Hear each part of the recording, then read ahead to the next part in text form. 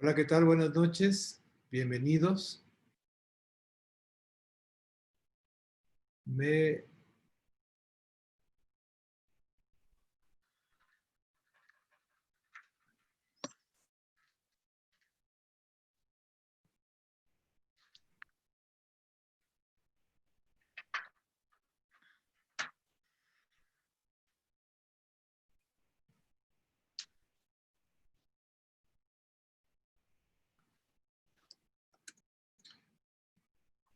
Bueno, ahora sí.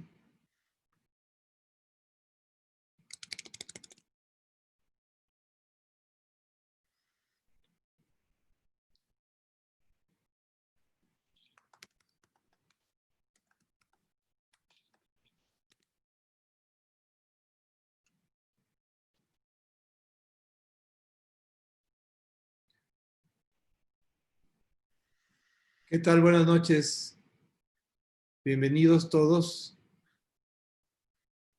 a el webinar especial que tenemos el día de hoy. Y quiero empezar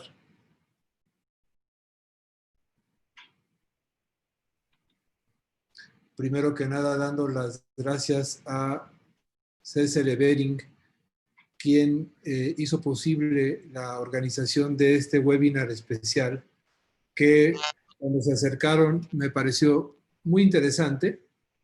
Y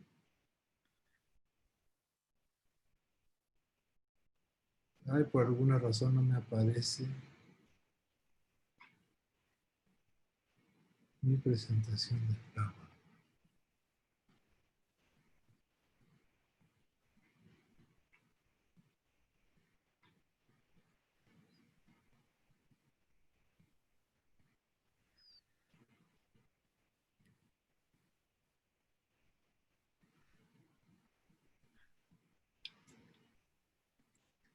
Listo. Listo. Y quiero, primer término, invitarlos el próximo martes 7 de julio. Tenemos el webinar habitual de Compedia, que es el primer martes de cada mes. En este caso, va a ser un debate y va a ser un debate que esperamos se ponga muy intenso. Y para este debate invitamos a dos ponentes que estoy seguro son líderes en el campo de la inmunoterapia. La doctora Desiree Arenas Lineman va a defender y hablar a favor de la inmunoterapia sublingual. Ella es muy bien conocida en el medio, es médico cirujano, graduada con cum laude en la Universidad de La conexión a Países internet. Bajos. Es pediatra y alergóloga pediatra egresada de la UNAM y el Instituto Nacional de Pediatría, y trabaja actualmente en Médica Sur, en el Centro de Excelencia en Asma y Alergia, en el sur de la Ciudad de México. Por otro lado, tendremos al doctor Noel Rodríguez Pérez. Él va a defender a la inmunoterapia subcutánea. Noel es otro miembro muy destacado del colegio, es médico cirujano egresado de la Facultad de Estudios Superiores de Iztacala en la UNAM. Él también es pediatra y egresado de la especialidad de alergia e inmunología pediátrica del Instituto Nacional de Pediatría. Fue presidente de Compedia en el año 2003 a 2005, y es el coordinador del curso que se hace cada 3 años de los dos colegios, Semica y Compedia, en inmunoterapia. Así que él promete que va a salir chispas en esta discusión y los esperamos. No se olviden, anótenlo en su agenda. Es el martes 7 de julio a las 8 de la noche. Otro anuncio parroquial que les quiero hacer es que el Congreso de Compedia, como ya seguramente todos recibieron un correo, se reprogramó para llevarse a cabo igual en Acapulco, en Mundo Imperial, el 31 de octubre al 3 de noviembre. Eh, pero con las circunstancias actuales de la emergencia sanitaria, todavía no sabemos qué modalidad vamos a tener, si totalmente presencial, si totalmente virtual, o será una modalidad híbrida, que es probable que así tenga que suceder por las condiciones que nos está obligando esta pandemia de COVID-19. Así es que no estamos seguros todavía cuál modelo, de los tres será, pero les vamos a mandar una encuesta en la próxima semana que les voy a pedir muy encarecidamente todos me hagan favor de contestar porque nos ayudará mucho para definir cuál será el modelo que tendremos que emplear en este próximo congreso. Esta pandemia nos obliga a hacer cosas nuevas, hay que hacerlas con astucia, pero sobre todo que dé el servicio para nuestros asociados, que es básicamente una educación médica continua de calidad y que todos los miembros de Compedia sientan que el Congreso realmente les deja un entrenamiento y mejora su conocimiento global sobre la especialidad. Quiero también darle las gracias a CCL Behring, ya les decía yo al principio, ellos se acercaron con nosotros para organizar el simposio y aunque es un simposio extraordinario y patrocinado por CCL Behring, ustedes verán que el contenido es totalmente académico, no tiene ningún contenido comercial y quiero aprovechar para introducir a dos de nuestras ponentes. En primer término, la doctora Norailda Segura Méndez, que también es muy conocida en todo el país y a nivel de toda Latinoamérica. Ella es jefa del Servicio de Alergia e Inmunología Clínica del Hospital de Especialidades en el Centro Médico Nacional Siglo XXI del Instituto Mexicano del Seguro Social. También es profesora titular de la especialidad en el mismo hospital y es editora en jefe de la revista Alergia México, que como ustedes saben es el órgano oficial de difusión del Colegio Mexicano de Inmunología Clínica y Alergia. En segundo término, quiero presentarles también, y también seguramente muchos de ustedes la conocen, a la doctora Diana Andrea Herrera Sánchez. Diana es especialista en medicina interna y alergia e inmunología clínica por el Centro Médico Nacional Siglo XXI. Es maestra en ciencias por el Instituto Politécnico Nacional, adscrita al Departamento de Alergia e Inmunología Clínica del Hospital de Especialidades del Centro Médico Nacional Siglo XXI. Es profesora adjunto de posgrado de Alergia e Inmunología Clínica con la doctora Norailda Segura y es encargada de la clínica de angioedema hereditario en el mismo hospital. Ella también trabaja con la doctora Segura Méndez en la revista Alergia de México como editora ejecutiva. Así es que, como ven, tenemos a dos ponentes de gran nivel. Y yo me presento, espero que todos me conozcan, soy Francisco Espinosa, soy presidente del Colegio Mexicano de Pediatras Especialistas en Inmunología Clínica y Alergia, soy presidente de la Fundación Mexicana para Niñas y Niños con Inmunodeficiencias Primarias y hoy día trabajo en mi práctica privada en el Centro de Inmunología, Alergia y Pediatría del Hospital Ángeles Lomas. Como ustedes, yo les voy a hablar esta primera parte, estamos dividida en tres. La primera parte es de cómo adaptar el tratamiento de reemplazo en tiempos de COVID. Como ustedes saben, las inmunodeficiencias primarias son un grupo muy heterogéneo de enfermedades. Hoy día la última clasificación ya son más de 420 diferentes tipos que varían mucho en su gravedad y en conjunto son padecimientos bastante frecuentes. Se calcula que en México nacen al menos 4.600 niños cada año con alguna forma de inmunodeficiencia y cerca de 300 van a tener una forma grave, de los cuales desafortunadamente se siguen diagnosticados solamente alrededor de una tercera parte, es decir, 2/3 partes de las niñas y niños con inmunodeficiencias primarias siguen sin ser diagnosticados cada año en nuestro país. México y toda Latinoamérica ha hecho un trabajo muy importante en el registro latinoamericano de inmunodeficiencia y ustedes pueden ver cómo después de Argentina y Brasil, México está en tercer lugar en cuanto al número de pacientes registrados. Se tienen 1.812 pacientes registrados. Nosotros calculamos en forma bastante conservadora que esto hay que multiplicarlo más o menos por 8 a 10 para saber el verdadero número de pacientes que están recibiendo tratamiento. Esto es importante porque la mitad de los pacientes con inmunodeficiencias requieren reemplazo con inmunoglobulina. Entonces, les voy a hablar rápidamente en los siguientes 15 a 20 minutos de qué inmunodeficiencias requieren reemplazo, cómo individualizamos hoy día el tratamiento, cómo ha afectado el COVID-19 a las inmunodeficiencias primarias y a la terapia de reemplazo con inmunodeficiencias primarias. Y bueno, como les decía, claramente estamos acostumbrados a pensar que las inmunodeficiencias que tienen defecto clásico de anticuerpos, como las gamma-globulинemias o como la inmunodeficiencia común variable o el síndrome de hiper-IgM, son las clásicas que requieren reemplazo con inmunoglobulina de por vida. Sin embargo, existen muchas otras inmunodeficiencias, especialmente las combinadas graves y muchas otras que sufren o que tienen defecto en la producción o en la cantidad, concentración de anticuerpos y van a requerir tratamiento durante toda la vida o mientras reciben tratamiento definitivo con inmunoglobulina sustitutiva.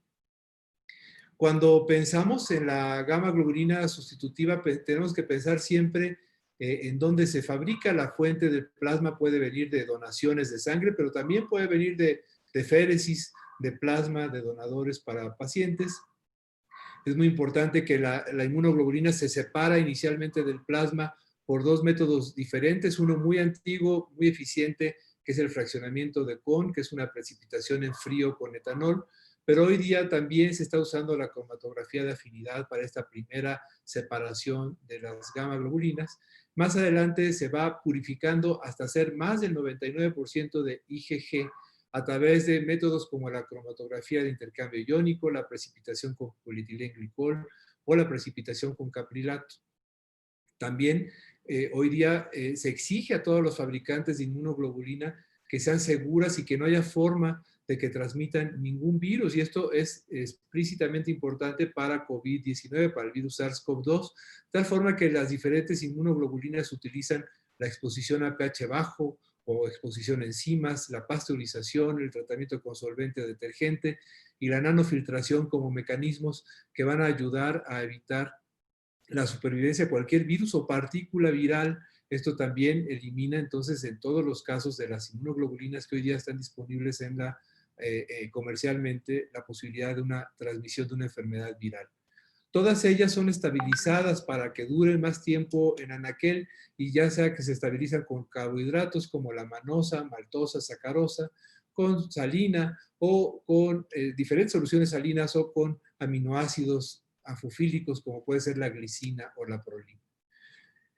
Cuando nos enfrentamos entonces hoy día a un paciente que vamos a reemplazarle inmunoglobulina, se convierte en toda una paleta, en este caso de colores, pero en el caso del médico inmunólogo que trata al paciente con inmunodeficiencias, de decisiones sobre dónde vamos a tratar, qué equipo necesitamos, qué vía de administración vamos a usar, cada cuánto se la vamos a dar, la dosis, los niveles de perfusión, los efectos adversos, el volumen, qué producto vamos a usar, de tal forma que tenemos que pensar en todos estos. Y déjenme empezar por la dosis y estos famosos niveles preinfusión. Y hoy día estoy seguro que todos ustedes han escuchado de esto, que hoy día usamos todos los que tratamos pacientes, ya no usamos una dosis fija, siempre la individualizamos a lo que llamamos el nivel biológico de inmunoglobulina, que es aquel nivel en el cual el paciente deja de tener infecciones recurrentes. Para llegar a este nivel habitualmente usamos dosis entre 400 a 600 miligramos por mes, pero en ocasiones puede llegar a ser necesarios dosis de hasta 800 miligramos por kilo por mes y se puede administrar por vía tanto intravenosa como subcutánea. Claramente, mientras mayor sean los niveles de inmunoglobulinas antes de la siguiente aplicación, menor será el riesgo de tener infecciones graves. Y este es un metaanálisis del doctor Jordan Horace ya de hace algunos años, pero que me sigue gustando mucho porque ejemplifica claramente cómo a mayores dosis y mayor nivel preinfusión los pacientes tienen menor riesgo de hacer infecciones severas una vez que empezamos la terapia de reemplazo. En segundo término, quería yo platicar sobre la vía de administración y este fenómeno que vemos en algunos pacientes, sobre todo con la inmunoglobulina intravenosa del síndrome de desgaste, justo antes de que les acabe el efecto de la inmunoglobulina. Y es que cuando usamos resustitución con inmunoglobulina intravenosa, pues cuando el día que la ponemos vemos un pico muy alto de concentración de la inmunoglobulina en sangre, pero poco a poco baja rápidamente y luego más lentamente hasta un valle. Y cuando se acerca esta semana, justo antes de que el paciente vaya a recibir su siguiente dosis, los pacientes frecuentemente se quejan de fatiga o desarrollan durante este periodo enfermedades infecciosas, muchas veces menores, pero esto es lo que vemos con el uso de la gamma globulina intravenosa, que básicamente vemos mayores diferencias en las concentraciones de la IgG a nivel sérico. A diferencia de lo que pasa cuando usamos la inmunoglobulina subcutánea, donde vemos niveles mucho más estables, vemos mucho menos estos picos y valles que vemos con la inmunoglobulina intravenosa, pero en ambos casos, ya sea subcutánea o intravenosa, el objetivo principal del tratamiento será reducir la incidencia y gravedad de los procesos infecciosos y evitar el daño orgánico de largo plazo. Cada paciente probablemente será mejor una inmunoglobulina que la otra. A grandes rasgos quería yo platicarles sobre la vía subcutánea. Tiene la gran ventaja que no requiere acceso venoso, que es conveniente y bien tolerada en la mayoría de los pacientes.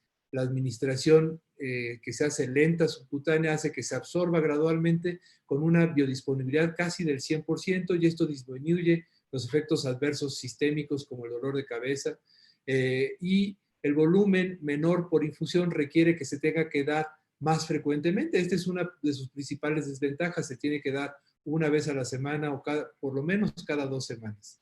El que sea subcutánea permite que se pueda autoinfundir y que el tratamiento se pueda llevar a casa, y esto automáticamente se refleja en una sensación de independencia de los pacientes y una mejor calidad de vida. Otra ventaja de la subcutánea es que los efectos sistémicos son muy raros y básicamente son locales, con edema y prurito local donde ponemos la inmunoglobulina. Y esta inmunoglobulina la usamos predominantemente para reemplazo y muy rara vez, ocasionalmente la usamos como tratamiento inmunomodulador, especialmente en algunas enfermedades neurológicas y en algunos pacientes con púrpura donde no tenemos buen acceso venoso, que se empiezan a reportar su uso como tratamiento inmunomodulador. La inmunoglobulina intravenosa es la que mejor conocemos. Tiene la ventaja es que podemos usarla solamente una vez al mes, cada 21 a 28 días, pero la desventaja que requiere un acceso venoso. Es conveniente y bien tolerada también por la mayoría de los pacientes, pero como requiere de un acceso venoso, la mayor parte de las veces el paciente necesita viajar a una instalación médica, ya sea a un consultorio o a un hospital, o por lo menos a un centro de salud donde haya una enfermera capacitada para canalizar una vena. La inmunoglobulina intravenosa tiene más efectos adversos sistémicos como la fiebre, el dolor de cabeza, calosfríos, malestar general, mialgias, y puede llegar a requerir en algunos casos medicamentos para evitar estos efectos secundarios, y esta se utiliza tanto como tratamiento de reemplazo, pero también es la que más usamos cuando usamos la inmunoglobulina como tratamiento inmunomodulador. Claramente se ha visto que el tratamiento de reemplazo con subcutánea empieza a reemplazar a la intravenosa en todo el mundo, porque claramente tiene ventajas incluso de efectividad, haciendo que sea estos niveles más estables que vemos con la inmunoglobulina subcutánea, hace que los pacientes tengan menos infecciones. Y por supuesto hay que sumarle a eso la calidad de vida, que siempre los pacientes se pueden independizar del hospital, dejan de perder los niños días escolares, los adultos días laborales, una vez al mes por tener que ir a aplicarse su gamma globulina. Entonces, esta subcutánea cada día la usamos más, y los médicos preferimos la subcutánea para el reemplazo por esta independencia, especialmente en pacientes que no tienen acceso venoso. Nos gusta más también porque tiene menos efectos adversos sistémicos, tiene mucha flexibilidad en cuanto a la dosis, poderlo semanal o hasta más una vez por semana en algunos pacientes, o hasta tan separado como cada 2 semanas. Es fácil de administrar, se puede administrar en casa, menos variabilidad, y al final de cuentas esto se refleja en un menor costo y una mejor calidad de vida. El siguiente punto que quería discutir con ustedes es la parte de efectos adversos y de velocidad de infusión, porque en los últimos años hemos mejorado mucho en el entendimiento de los efectos adversos y de cómo disminuirlos. Por ejemplo, sabemos que en la gente mayor, en las personas adultos mayores, tenemos que evitar los productos que tengan carbohidratos como estabilizadores, que tengan manosa, que tengan sacarosa, porque como tienen más comorbilidades como diabetes o historia de trombosis, preferimos evitarlos para evitar daño a nivel renal o para evitar la posibilidad de trombosis. Si el paciente tiene historia de trombosis, además, hay que limitar la velocidad de infusión y la dosis por cada infusión que utilizamos. Y es importante los pacientes mayores que tienen enfermedad cardíaca evitar los productos que tienen sodio y usar idealmente las inmunoglobulinas más concentradas, es decir, aquellas que vienen al 10% o 20% subcutánea. Por supuesto, los factores de riesgo en general están muy dados de acuerdo a la dosis que usamos y eso nos ha llevado a usar dosis más bajas con menor intervalo entre las dosis, a disminuir la velocidad de infusión y aunque usábamos mucho en el pasado, hoy ya no usamos puertos. Los puertos para accesos venosos no se aconsejan porque perdemos una vena importante de largo plazo que probablemente sea necesaria para algún otro padecimiento más adelante en la vida de esos pacientes. Entonces, ya tratamos de no colocar puertos para accesos venosos de largo plazo. Como les decía, la inmunoglobulina subcutánea y la nueva inmunoglobulina que está por estar disponible en México, subcutánea facilitada con hialuronidasa, tienen menos riesgo de efectos sistémicos. ¿Qué otra cosa hemos aprendido? Bueno, con la intravenosa, en los 80s y 2000, hasta principios de los años 2000, y que usábamos las inmunoglobulinas liofilizadas con sacarosa, los teníamos que prehidratar a los pacientes, hacíamos que tomaran muchos líquidos el día antes y el día de la infusión, teníamos que usar velocidades de infusión muy lentas, teníamos que cambiar de productos a veces muy frecuentemente por los efectos secundarios sistémicos y en muchas ocasiones los teníamos que premedicar con antiinflamatorios no esteroideos, antihistamínicos y ocasionalmente incluso con esteroides antes de la infusión de inmunoglobulina. Sin embargo, a partir de 2010 hemos podido cambiar a esos pacientes que tienen muchas reacciones sistémicas a inmunoglobulina subcutánea. Sin embargo, la subcutánea también tiene sus retos y a veces los pacientes no toleran las reacciones locales. Cuando les pase eso con un paciente, mi consejo siempre es usen una aguja más larga que es mejor tolerada, hace que el paciente pueda tolerar mejor incluso volúmenes más grandes de inmunoglobulina. Por supuesto, siempre aprovechar hasta el último mililitro de inmunoglobulina y entonces limpiar la vía con un poquito de aire al final de la infusión de inmunoglobulina subcutánea.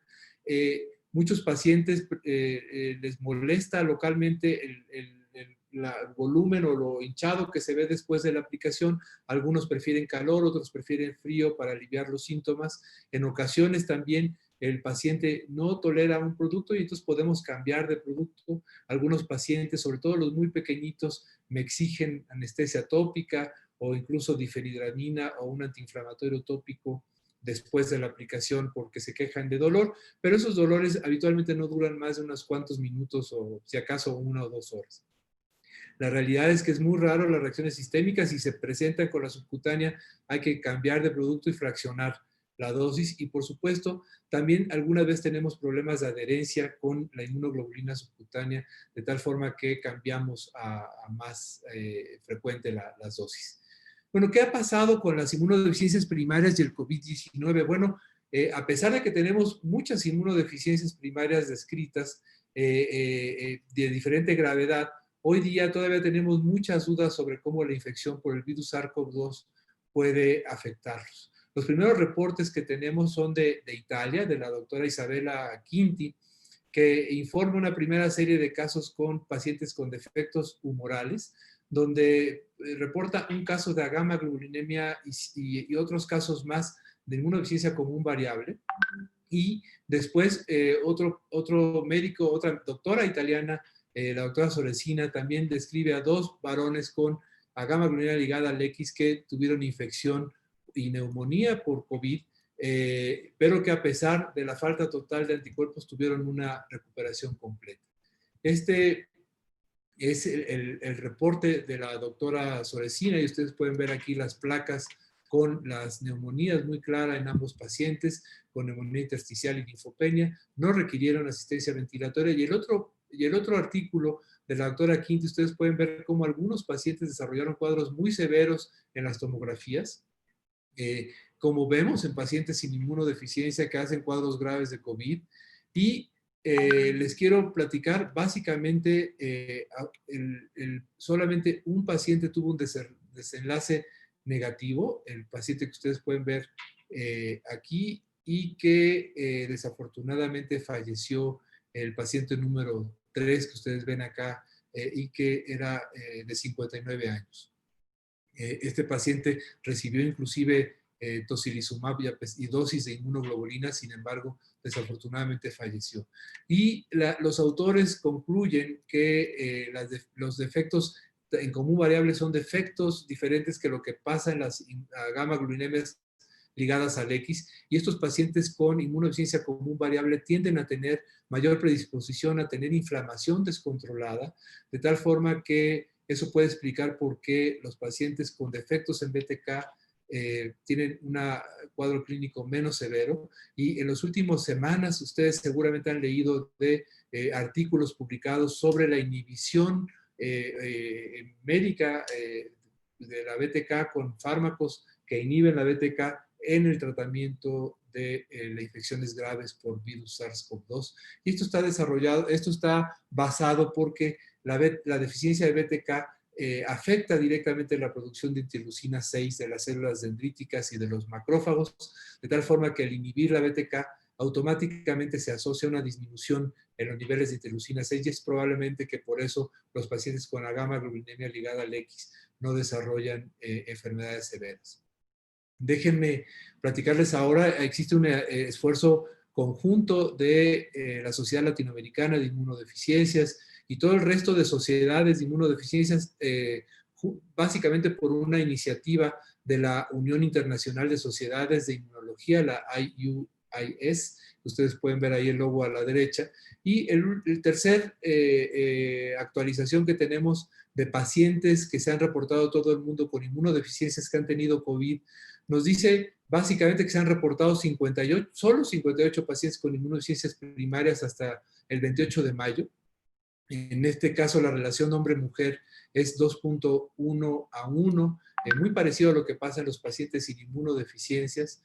16 pacientes tenían menos de 18 años, 41 eran adultos, la mediana del grupo de edades 35 a 44 años, más frecuentemente, pero va desde 0 hasta más de 75 años. Ustedes pueden ver aquí cómo existen reportes de pacientes con defectos fagocitarios, 5 pacientes, de los cuales 3 con granulomatosa crónica, 2 con mutaciones compuestas de NCF2, 1 con una mutación desconocida. Estas son las comorbilidades asociadas. 6 pacientes con inmunodeficiencias combinadas o de predominio celular, un paciente con DiGeorge, 2 pacientes con Down y inmunodeficiencia asociada, un paciente con síndrome de Wiskott-Aldrich. También la gran mayoría, como pasa con las inmunodeficiencias como tal, con defectos de anticuerpos. Ustedes pueden ver aquí como la mayoría son pacientes con inmunodeficiencia común variable. También existen 3 pacientes con síndromes autoinflamatorios, 6 pacientes con síndromes con disregulación de la inmunidad, de los cuales un paciente tiene defecto en el RBA, que a veces se puede meter en los defectos de anticuerpos también, un paciente con defecto en CTLA4 con síndrome del linfoproliferativo autoinmune o parecido a eso, un paciente con APC, un paciente también con un síndrome parecido al ALPS, con anemia hemolítica autoinmune, un paciente con síndrome de hiper-IgE y finalmente un paciente que no está clasificado pero que tiene enfermedad pulmonar severa. De estos pacientes, los síntomas son en la gran mayoría fiebre, tos, dificultad para respirar y los síntomas generales que están reportados en la mayoría de los pacientes sin inmunodeficiencias. Tengo que agradecer estas diapositivas de este reporte a la doctora Liliana Besrodnik, que es nuestra presidenta de la Sociedad Latinoamericana de Inmunodeficiencias, que generosamente me mandó estas diapositivas con este informe. En 53 de los 58 pacientes el diagnóstico fue con PCR. Algo importante es que de esos 58 pacientes, solo 37 requirieron hospitalización y de ellos, desafortunadamente, 7 pacientes fallecieron. De los pacientes que requirieron hospitalización, 19 tuvieron dificultad respiratoria severa, 6 pacientes de esos estuvieron con ventilación no invasiva y 9 tuvieron que ser intubados. 11 pacientes tuvieron complicaciones infecciosas o citopenias. Y también de los pacientes que tuvieron dificultad respiratoria severa, 4 tuvieron que ser sometidos a oxigenación por membrana extracorpórea, es decir, ECMO.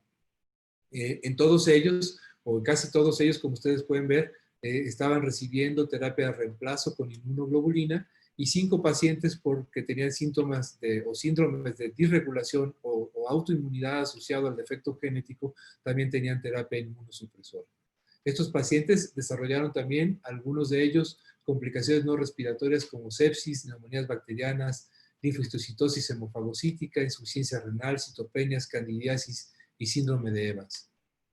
También pueden ver de los pacientes que fallecieron.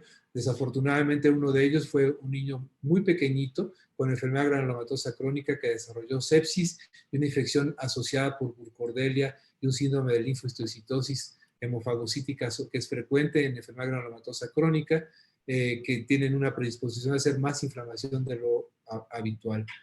Luego un varón de 25, en el grupo de 25 a 34 años con un defecto celular que tuvo una sobreinfección por neumococo, seguido de una linfohistiocytosis hemofagocítica. Otro varón en el grupo de 35 a 44 años que tenía un síndrome con dimorfismos congénitos, con hipogamaglobulinemia, neutropenia, miocardiopatía hipertrófica, y que desarrolló neumotórax, hipertensión pulmonar, insuficiencia cardíaca. Y desafortunadamente los pacientes de mayor edad eran defectos de anticuerpos. Si ustedes se fijan, los dos pacientes mayores de 75 años que murieron tenían defectos que no consideramos graves, uno con deficiencia de su clase IgG2 e IgA y otro con una deficiencia aislada de IgG, que los dos con sepsis y choque séptico asociado. De los 37 pacientes que estuvieron hospitalizados, la mayoría recibieron más de un tratamiento, pero ustedes pueden ver que también se han usado tanto lo clásico que estamos usando para COVID-19 como antibióticos, esteroides, gamma globulina, hidroxicloroquina, tocilizumab y algunos antivirales y por supuesto anticoagulación. Y 3 pacientes ya de esta serie recibieron suero de pacientes convalecientes. Déjenme platicarles que también en los pacientes con inmunodeficiencias pasa que existen algunos que son especialmente resistentes o otros que son especialmente susceptibles. Y existe una propuesta, y esta diapositiva no quise dejar de mencionarla porque quisiera que si ustedes llegan a tener contacto o a saber de algún paciente que tiene menos de 50 años, con inmunodeficiencia o sin inmunodeficiencia, pero menos de 50 años sin factores de riesgo, desarrolla una forma grave de COVID-19, existe un esfuerzo internacional para buscar defectos genéticos en estos pacientes de la inmunidad, es decir, que puedan tener posibles portadores de una inmunodeficiencia primaria. Por favor, contacten a Sara Espinosa en el Instituto Nacional de Pediatría, que estará feliz de recibir el DNA. Existe un grant para eso que hemos recibido en México y que estaremos muy, muy felices de poder interactuar con ustedes. Ahora en tiempos de COVID, entonces siempre nos lleva la pregunta, bueno, ¿dónde le pongo el tratamiento de reemplazo al paciente? En el hospital, pero los pacientes se mueren del miedo. Si no hay de otra, pues tienen que ir, ni modo. Procuramos recomendar horarios especiales de menor afluencia de pacientes y, por supuesto, con uso de cubrebocas y medidas de distanciamiento social e higiene. Y promover terapia en casa. Se puede, inclusive con la gamma globulina intravenosa, pero para eso se requiere de una enfermera capacitada que pueda ser capaz de tomar la vena, de canalizar una vena y administrarla en casa. Pero si no es posible, lo que siempre promovemos es el cambio a inmunoglobulina subcutánea.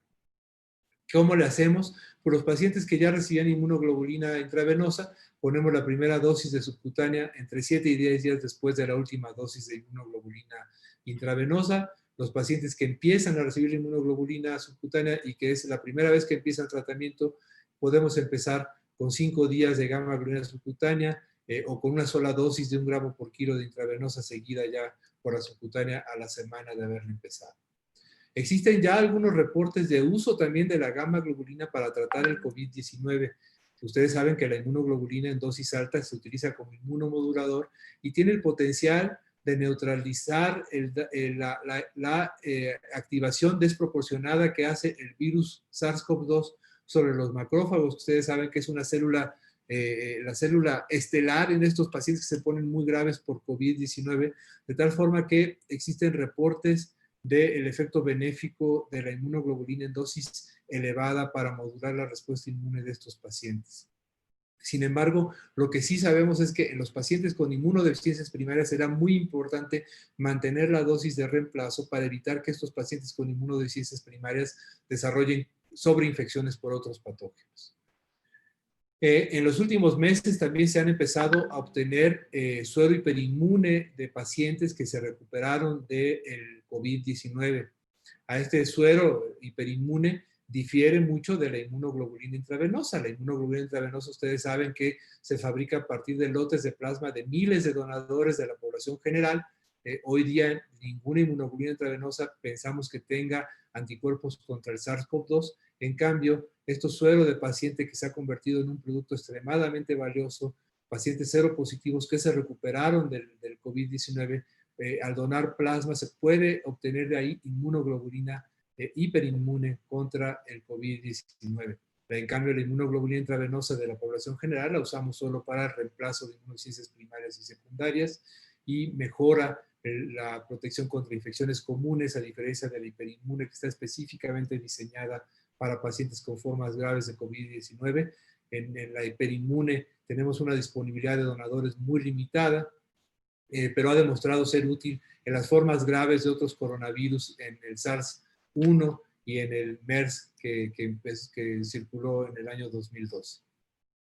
De ahí, entonces, todos estos esfuerzos que se están usando para inicialmente utilizar plasma de pacientes recuperados, porque sabemos que el plasma de pacientes que se recuperaron de COVID puede ser inyectado a pacientes con formas graves de COVID y sabemos que este plasma va a tener IgG con anticuerpos neutralizantes que pueden servir tanto como profilaxis en pacientes con factores de riesgo severo para COVID o en pacientes con formas graves de COVID que ya están en el hospital.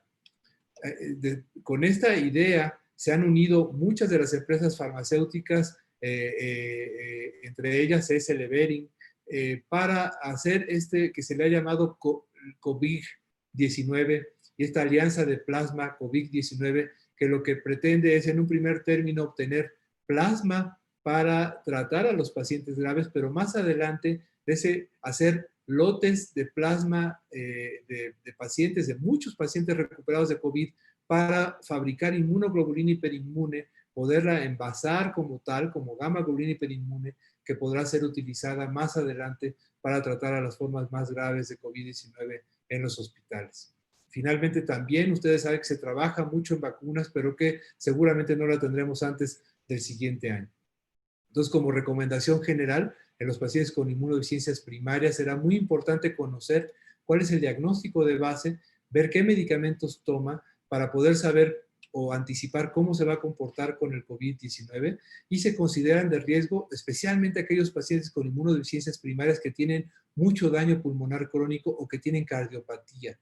Es especialmente también de riesgo los pacientes que con inmunodeficiencias que han recibido trasplante de órganos sólidos o trasplante de células madre hematopoyéticas o que han recibido terapia génica y que tienen menos de un año de haber recibido el trasplante.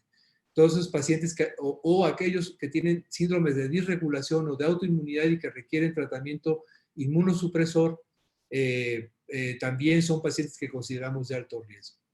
Los pacientes que tienen enfermedades respiratorias crónicas como asma, bronquiectasias o neumonía intersticial linfoide deberán permanecer con su tratamiento para estas enfermedades crónicas de base y no se debe descontinuar. Lo mismo que pasa con los esteroides, que no hay que descontinuarlos, aunque sí tenemos que tener en mente que pueden limitar los signos inflamatorios de la enfermedad por COVID-19, como es la fiebre. En conclusión, esta pandemia de COVID-19 es un grave problema de salud que también afecta a los pacientes con inmunodeficiencias primarias, pero hasta el momento pareciera que no tienen una predisposición a cuadros inusualmente graves, salvo algunas excepciones.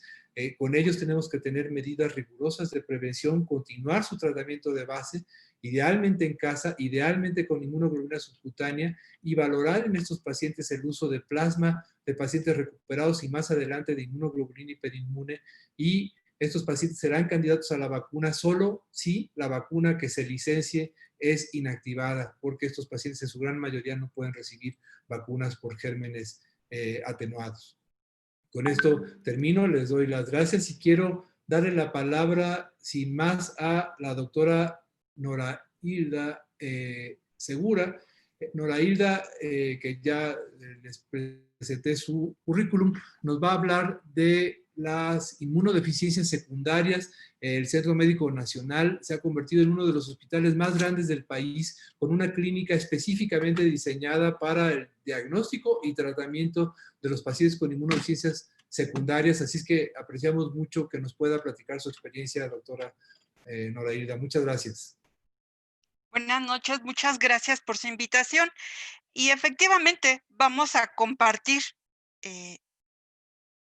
cuál es nuestra experiencia, lo que es producto del trabajo de muchos años de todos los que nos encontramos en el hospital.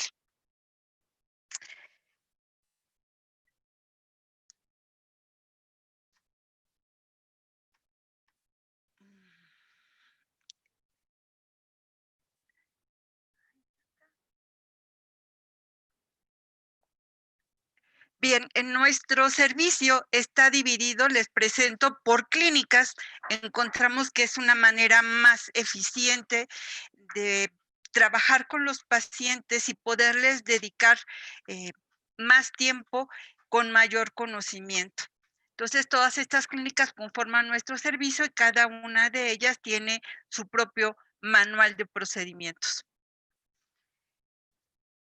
Y bueno, inicialmente partimos de la clínica de inmunodeficiencias primarias, tiene aproximadamente unos 10 años en el servicio, pero nos dimos cuenta que había necesidad de atender pacientes que no cumplían con los criterios de inmunodeficiencia primaria, que tenían otras patologías asociadas y cursaban con hipogamaglobulinemia, y así fue como empezamos en 2019, en el tercer simposio que hicimos en Centro Médico, a armar nuestro manual de procedimientos para inmunodeficiencias secundarias.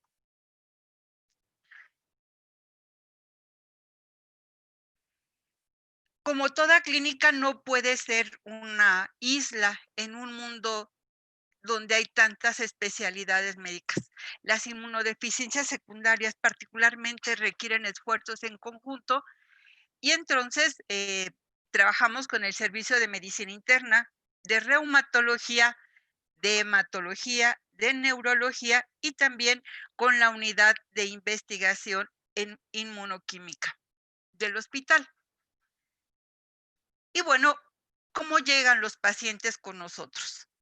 Básicamente son enviados pacientes que tienen hipogamaglobulinemia más una enfermedad, lo más común es linfoproliferativa, como leucemia, por ejemplo, que tenga además o solamente el uso de anticuerpos anti-CD20 o algunos otros monoclonales que se utilizan en nuestro hospital, que tengan manejo inmunosupresor más infecciones recurrentes.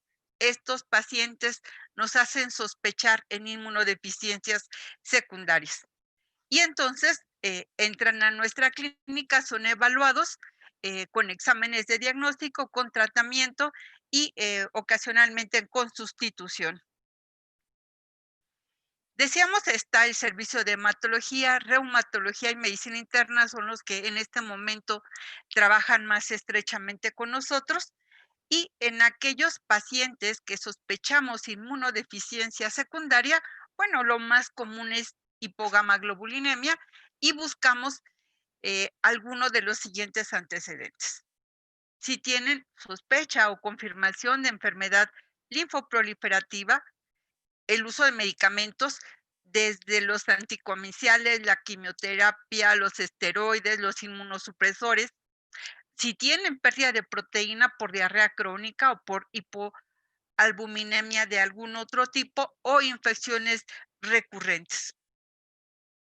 Y empezamos, digamos, lo que sería la primera etapa de diagnóstico, que es una historia clínica completa, más una biometría hemática con diferencial, pruebas de funcionamiento hepático y renal, incluyendo depuración de creatinina, albúmina, inmunoglobulinas, electroforesis, proteínas de Ben-Jones, panel viral, por ejemplo, y aquí puede hacerlo hematología, reumatología o medicina interna. Y ya si sospechamos que tienen una inmunodeficiencia secundaria, generalmente ya hemos comentado previamente este caso con el servicio que nos lo mandó o obsesionamos varios servicios estos casos y podemos solicitar subtipo de linfocitos T y B, respuesta específica de anticuerpos a neumococo, hemófilos influenza, subclases de inmunoglobulinas. Y confirmamos nuestra impresión diagnóstica. Si no la confirmamos, es alta. Si la confirmamos, pues nos vamos al tratamiento. Si el paciente tiene una hipogamaglobulinemia menor de 4 gramos por litro con infecciones recurrentes, por ejemplo, más de 3 esquemas de antibióticos, si tiene respuesta a vacunas, bueno, si no la tiene, vamos a ver, a ensayar eh, con antibióticos, vemos la reducción de infecciones y revaloramos a los 6 meses. Si persisten las infecciones, podemos ingresarlo para inmunoglobulina de reemplazo. Si tiene respuesta, un ensayo con antibióticos y si hay persistencia o no de las infecciones y revaloramos las causas inmunológicas o no inmunológicas de este proceso infeccioso y también puede entrar a esta reemplazo. Durante su terapia de reemplazo, el paciente es monitorizado tanto con la respuesta clínica como los procesos infecciosos. Ajustamos, ya nos explicaba el doctor Francisco Espinosa, el ajuste de inmunoglobulinas y la monitorización de anticuerpos, células B y respuesta a polisacáridos. ¿Cuáles son nuestras indicaciones que tenemos para la sustitución de inmunoglobulina en inmunodeficiencias secundarias? Realmente hay poco al respecto, no hay un consenso global. eh, Podemos ver diferentes escuelas y nosotros, eh, por las características del paciente y la experiencia que habíamos adquirido con los que hemos tratado, decidimos utilizar la guía de EMA y entonces tenemos inmunoglobulina intravenosa en infecciones graves o recurrentes con ausencia de respuesta a antibióticos, defectos específicos en la producción de anticuerpos o en las concentraciones de inmunoglobulinas. La subcutánea cuando tenemos hipogamaglobulinemia y o infecciones bacterianas recurrentes, más alguna enfermedad hematológica como mieloma, leucemia linfocítica crónica y ausencia de respuesta a antibióticos. Em, el Seguro Social tiene de forma, como parte de sus prestaciones médicas, los derechohabientes tienen inmunoglobulina intravenosa sin mayor problema y la subcutánea se tiene, pero hay que justificar el por qué. La dosis de inmunoglobulina también, lo comentábamos hace rato, hay que individualizar cada caso. Las dosis van de 400 miligramos cada 3 a 4 semanas y después cada 5 semanas o puede ser inmunoglobulina a 800 miligramos kilogramos cada 3 a 4 semanas si hay daño pulmonar.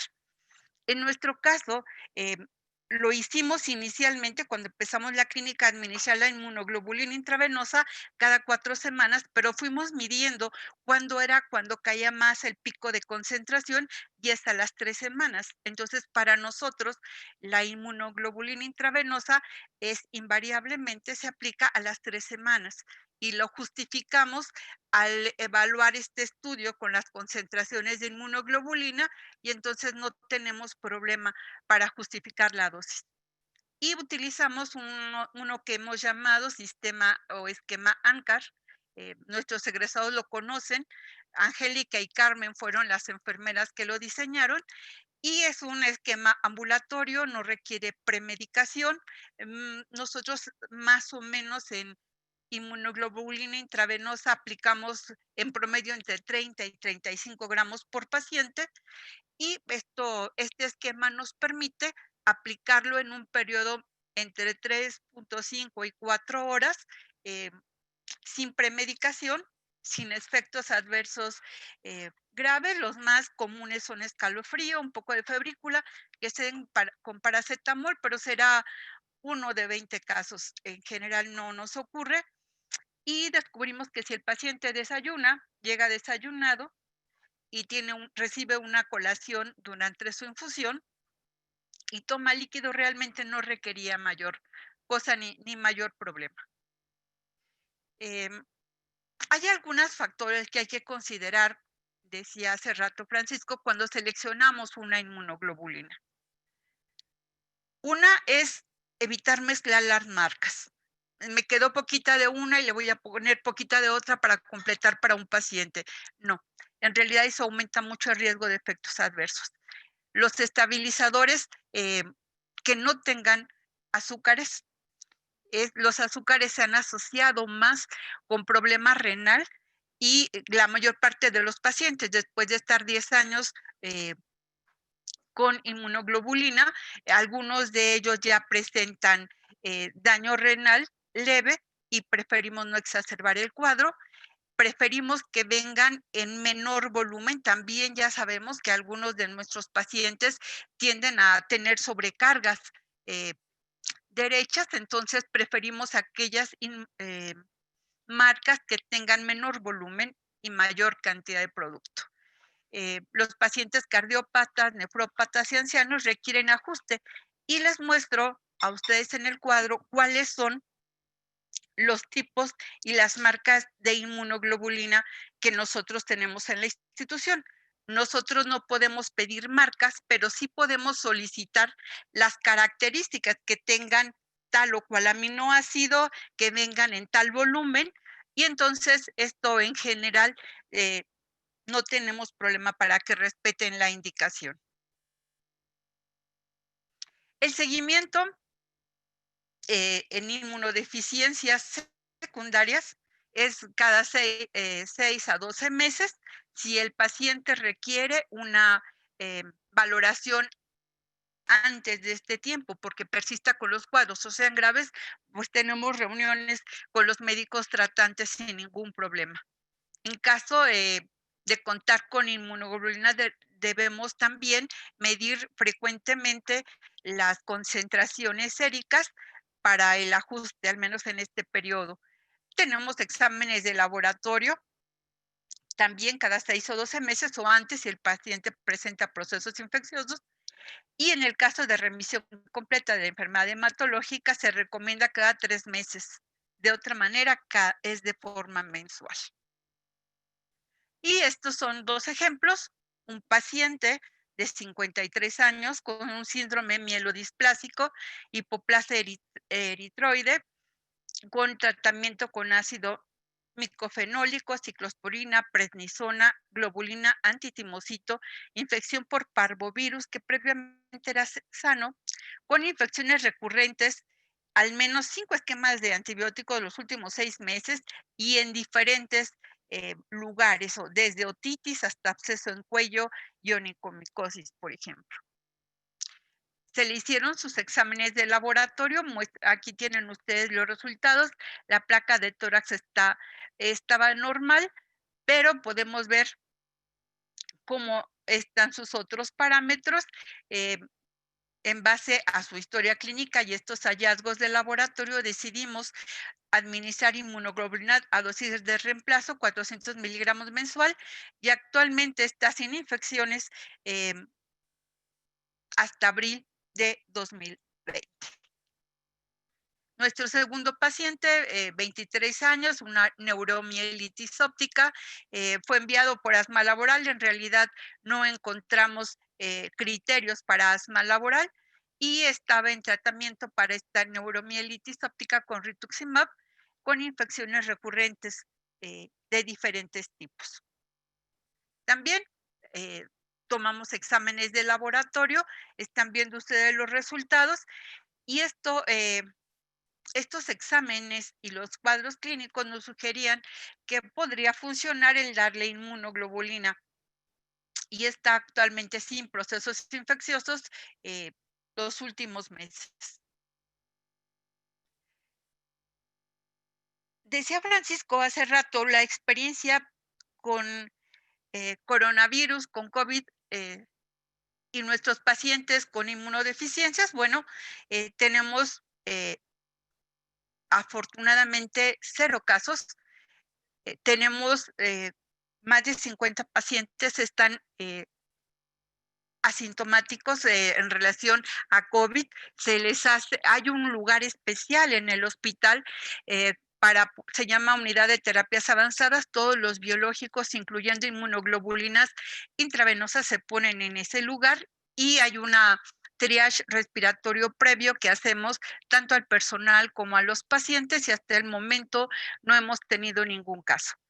De estas inmunodeficiencias, por ejemplo, la de clínica de primarias, tenemos inmunoglobulina subcutánea ya domiciliaria. El paciente se la lleva a su casa desde marzo de 2018. Fue un poco difícil porque hubo que hacer un estudio de costo-beneficio, y recordemos que en el caso de la institución son pacientes adultos que estudian o trabajan, y entonces no pueden estar faltando para su aplicación. eh, Conseguimos que se la pudieran llevar a su casa. Se la llevan con un kit que proporciona eh, el mismo fabricante, y es un kit por cada frasco de inmunoglobulina, y ahí viene todo lo que el paciente se va a poner. Son jeringas, se lo ponen por técnica de push con mariposa. Eh, Tenemos 24 pacientes con inmunoglobulina subcutánea domiciliaria, pero nos generan aproximadamente 240 frascos mensuales. No todos los pacientes son candidatos a inmunoglobulina subcutánea, pero de estos 19 tienen inmunodeficiencia común variable y 5 tienen agamaglobulinemia.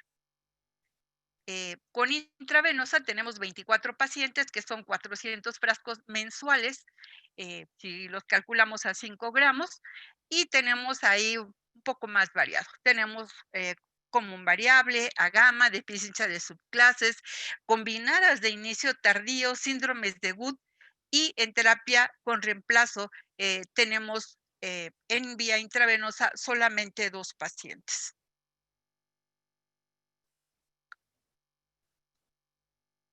¿Cuál es nuestro reto? Probablemente el reto más complejo de la institución, que lo hemos platicado, es que tenemos el recurso. El paciente no le cuesta la inmunoglobulina intravenosa. La subcutánea hay que hacer unas justificaciones médicas y también económicas, pero eso no es problema porque realmente es más barato. Eh, pero tenemos dificultades para establecer el diagnóstico, incluso para reconocerla. Es necesario difundir más estas enfermedades entre nuestros médicos y nuestros pacientes, y hemos de reconocer el gran trabajo que ha hecho la unidad de investigación en inmunodeficiencias del Instituto Nacional de Pediatría, con quienes sesionamos, publicamos y nos apoyan en nuestras dudas, nuestros comentarios. Muchas gracias, Sara y todo su grupo, son gente genial. Y bueno, hay que aprender a reconocerlas. El reemplazo con inmunoglobulina disminuye el número de procesos infecciosos. Prácticamente no tenemos pacientes hospitalizados por focos neumónicos. Eh, Hay que saber y decidir cuándo tratar o no una hipogamaglobulinemia grave asintomática en estos pacientes que tienen otras patologías, que usan anticuerpos monoclonales por alguna otra patología, que pueden venir de servicios de reumatología, de hematología, de medicina interna. Hay que acercarnos más a ellos para tratar de ofrecerles alternativas terapéuticas a estos pacientes, y invitar a los presidentes de nuestros colegios a que hablemos más de inmunodeficiencias y darle un espacio particular a las inmunodeficiencias secundarias. Muchas gracias, y nuevamente nuestro reconocimiento a los colegas del INP. Sesionamos con ellos una vez al mes y es una experiencia enriquecedora. Muchas gracias. Compartimos nuestros correos por si tienen alguna duda, comentario, algo en el que les podamos ayudar, con todo gusto. Muchas gracias. Muchas gracias, doctora Noraida Segura. Les pido a todos los participantes Estamos muy contentos de ver una asistencia muy nutrida. Que vayan, por favor, escribiendo sus preguntas. En la parte de abajo de sus pantallas hay un icono que dice preguntas y respuestas. Y por favor ahí las vayan anotando. Yo estoy tomando nota de todas y sintetizándolas para poder hacer una buena sesión de discusión al final de la sesión. Yo ahora quiero ceder la palabra a la doctora Diana Herrera, que nos va a hablar de cómo se realiza o cómo se ha afectado el tratamiento y la clínica de pacientes con angioedema hereditario. También en este caso, el Centro Médico Nacional Siglo XXI ha dado un ejemplo de este trabajo por clínicas tan atractivo. Ellos también son de los primeros que tienen una clínica exclusiva para pacientes con angioedema hereditario, que como ustedes saben también es una forma de inmunodeficiencia primaria, es un defecto genético o ahora sí que un error innato de la inmunidad. Y le cedo la palabra sin más a la doctora Diana Herrera y te agradezco mucho, Diana, que nos platiques su experiencia y cómo se ha afectado en esta época de COVID su clínica de angioedema hereditario. Hola, buenas noches a todos. Gracias al doctor Espinosa por la presentación. Y bueno, como gran parte ya lo comentó la doctora, tenemos nuestro servicio dividido por clínicas. Una de estas clínicas precisamente es la clínica de angioedema hereditario. Y bueno, específicamente esta clínica parte desde el año 2015. En este tiempo se hizo mucho más factible la división de clínicas también por el espacio físico con el que actualmente ya contamos. En julio del 2016 yo me integro al servicio de alergia y inmunología del Centro Médico Nacional Siglo XXI y pues me fue asignada la clínica de angioedema hereditario. Para esa fecha prácticamente no teníamos ningún paciente. Entonces nos dimos a la tarea de buscar cuáles eran los retos para poder captar mayor cantidad de posibles diagnósticos y que desembocaran en diagnósticos certeros de angioedema hereditario. Entonces, 8 meses después se lleva a cabo el primer simposio de inmunodeficiencias primarias en el Instituto Mexicano del Seguro Social, en donde inicialmente la sede única fue el Centro Médico Nacional Siglo XXI. Años posteriores se fueron asignando mucho más áreas a través del centro y diversas partes de la República.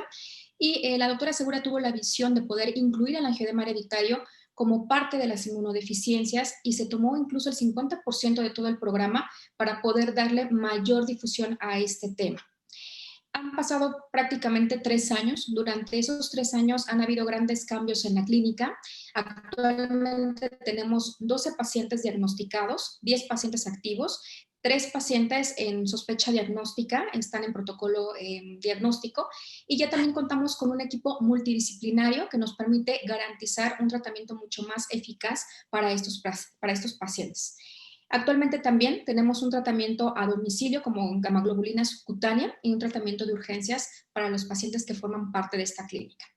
Y bueno, como ya les comenté, el primer reto que tuvimos fue captar pacientes. Entonces, nos dimos a la tarea de crear una difusión de la enfermedad. Es una enfermedad mucho más rara, incluso que las inmunodeficiencias primarias. Muchos identificamos las inmunodeficiencias en los niños, pero raramente pensamos en angioedema hereditario también. Entonces, aparte del simposio de inmunodeficiencias primarias que se creó, como les comenté, 8 meses posteriores a que tomé la clínica, pues también contamos con residentes del Centro Médico Nacional que rotan tanto de pediatría y desde el año pasado residentes de medicina interna, en los cuales comenzamos a incluirlos mucho más en los temas para que fueran teniendo más conciencia acerca de que existen estas enfermedades y que también no son exclusivas de los niños.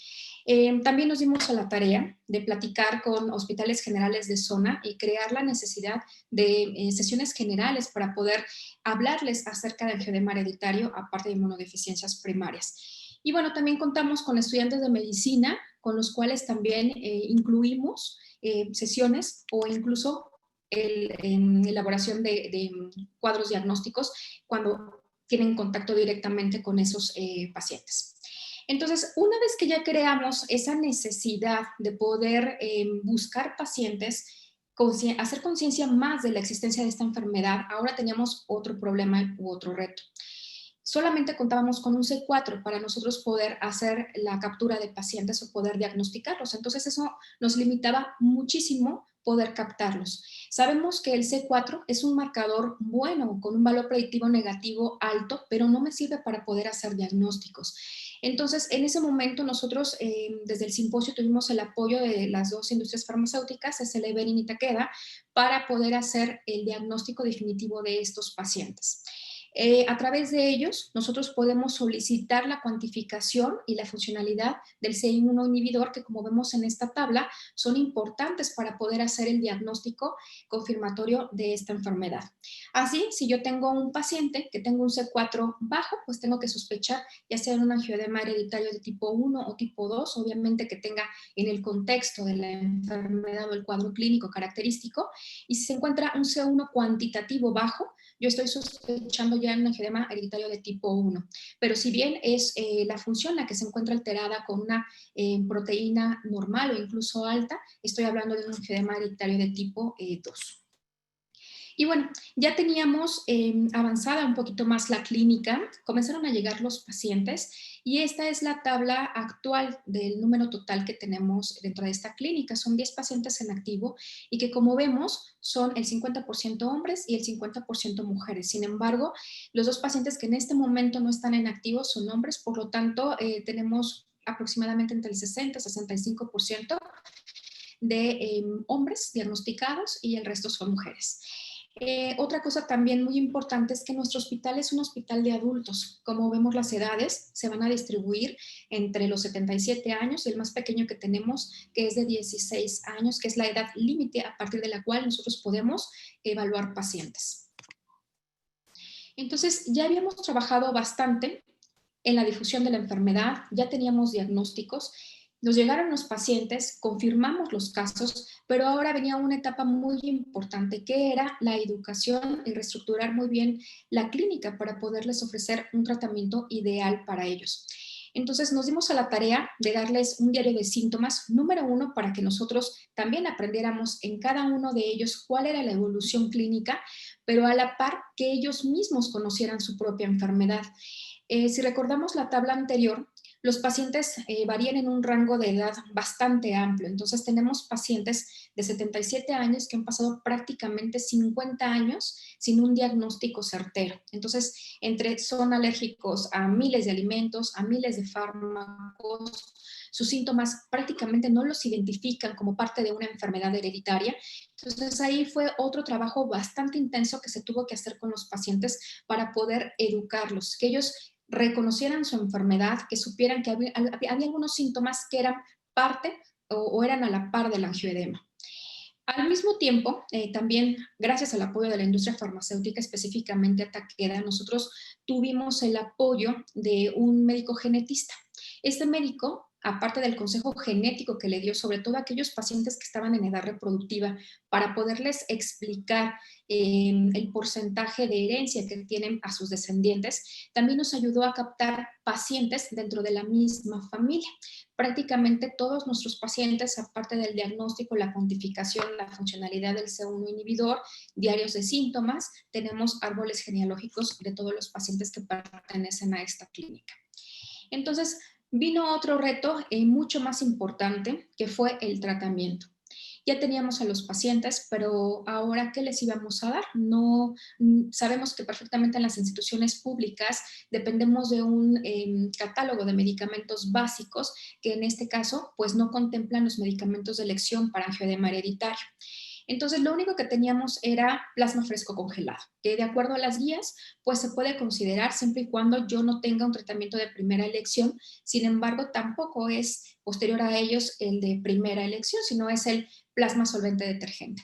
Si este no lo tengo, pues ni modo, tengo que dar plasma fresco congelado, pero venían otras incógnitas para esos pacientes. Sí, nos quedaba claro que permanecía como una opción para aquellos países que no contaban con tratamiento de primera elección y que desafortunadamente nos incluíamos dentro de este apartado, pero también había puntos que no queríamos exponer a los pacientes a este tratamiento. Uno, que pues lleva un tiempo para poder descongelar el plasma, no es inmediato, y en aquellos pacientes que llegan con un ataque laringio franco, pues es muy importante tener medicamentos de elección en el momento adecuado o que el plasma esté listo para poder evitar que el paciente fallezca. Entonces eso puede llevar minutos, puede llevar horas, y eso es vital para la supervivencia del paciente.